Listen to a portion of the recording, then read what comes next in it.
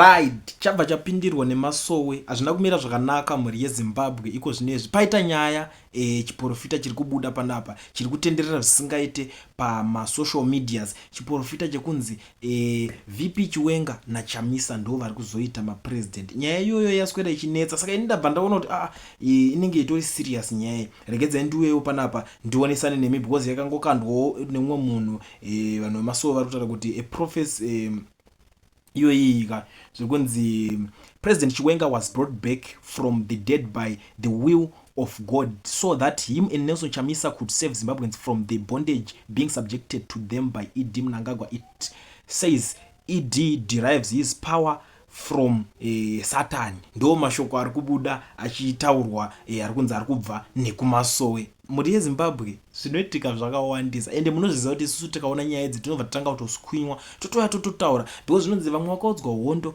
nemurwere wepfungwa vakamushora vakati pamwe zvichida anorwara asi nekuzofambawo kwenguva vakazoona kuti murwere wepfungwa uya vatozoyeuka bako vanayiwa kuti murwere wepfungwa uya akanga ari kutaura chokwadi kana kuti akanga ari kutaura zvaaona. Amunongoziva maprofita akawanda anongoya achimbotaura nyaya idzi tinobva tangoti ningataura kuti zvakati because you never know auzive chakakodza nguruve inongo chingoti zvese zvaunenge wanzwa mastreets wobva umhanya nazvo uchizivisa vanhu. Ndosaka ndichiti kana every time ponondiona uchiziva kuti iwewe unodedzera kuti pasi navo vese tanga nekulike this video right now kuitira kuti zano iboikane. Ndo nyaya dziri panapa pari kupisa. I don't know kuti mimi munoitorawo sei zvamanje regedzai ndikusiyire ndine audio of the day vanhu vari kutaura zvinhu zvakasiyana pari kushaudhanwa nekupopoterana but inini zvangu I'm not here to judge anyone. Zvamunenge mangotaura ndizvozvo ndinobva ndangosvitsawo pachannel. Hakuna voice risina kukosha, hakuna anonzi anotaura zvisina basa. Everyone taurai ndo zvamunenge muchida zvacho kuti mashoko asvike. Namba ndichasiya dziri pascreen mobva mataurawo zvamuri kunzwa kuda kutaura ipo baba. Achida nzvimbo ina Chiwenga kumawo veteran uriko nongo uchitaura zvaunoda. Iwe Chris Mutsvangwa iwe unofana kufunga kuti vamwana vakabuda muZimbabwe. Ndambogudza chinhu 1 Chris Mutsvangwa chaunofana kufunga nokuziva Chris Mutsvangwa kuti kwauri kutarisa kumawere ende uri kubata chidhorofia chisina kubviswa uriri. Chris Mutsvangwa ndikutaurira iwe unonatsa kuti vana veZimbabwe vakanyarara unonatsa kuti vakapusa stereki vanonzwa newe shamwari upenyu vhiri rinotsika pakanaka nepakaipa. Mutsvangwa rikati kutaurira kwawakuinda uko wakutangira pasipo. Mutsvangwa da kukuudza ukaona uriwo veteran uchitengwa nemari yekuti vazhinji vatambure hauna kuenda kuhondo.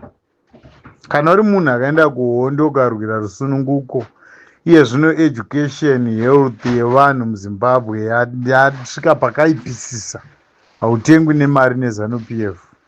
Haugamuchiri satanism kubva kuna Nachivhayo. Hazviiti. Kana uri munhu akanyatsorwira Zimbabwe chako ropa rikadeuka matenya mamwe ari mumapako mapfupa ari papi asina kuzikanwa kuti ndiani angonzi akaenda kuhondo zvikarova ukangofunga nezvazvo haugamuchiri mari yekuvharwa muromo. Mumwe munhu achingoba achingonzi asati apedza. Saka munofunga kuti kuzosvika 2030 chimbondiudza kuti panenge pachacherwa gold chairo muZimbabwe kana kuti panenge pasara kuva negomba ndepapi?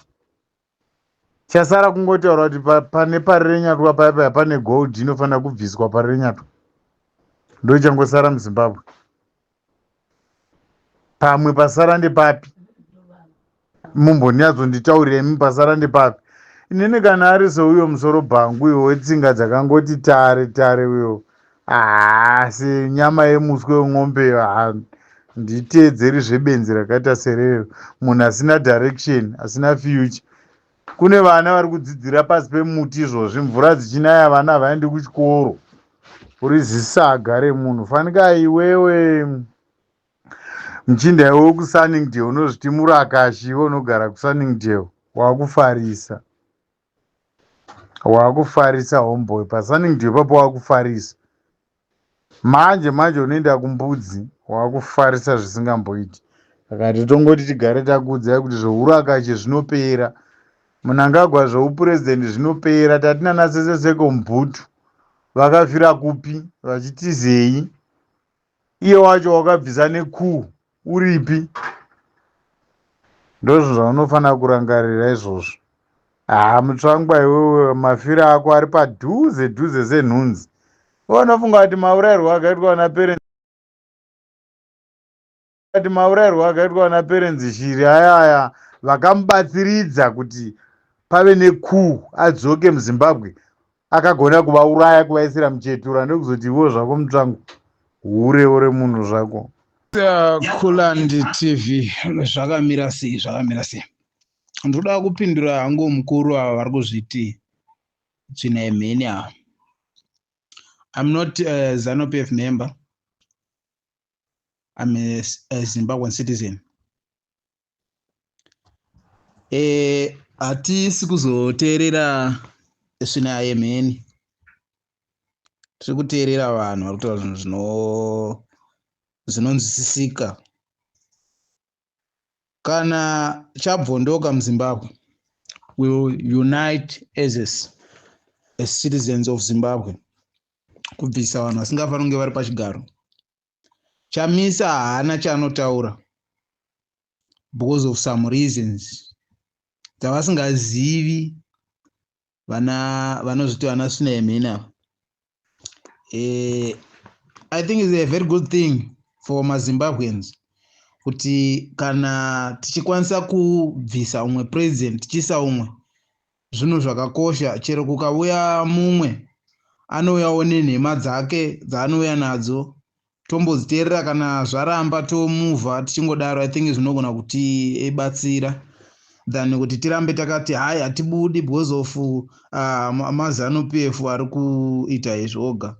I don't think kuti zvinomake sense, and I don't think kuti izvozvo zvinoitwa nemubereki ane vana anotarisa kuti vana vazoshandawo mumakambani kana kuti vazoitawo makambani avo mangwana.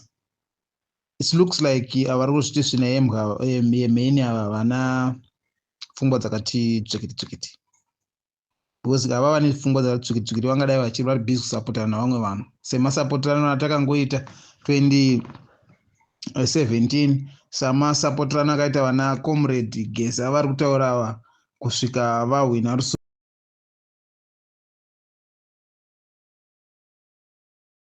in 1980, of which tanga tisati tavapo zvedu, but tiri kutaura zvinhu zviri paground so far.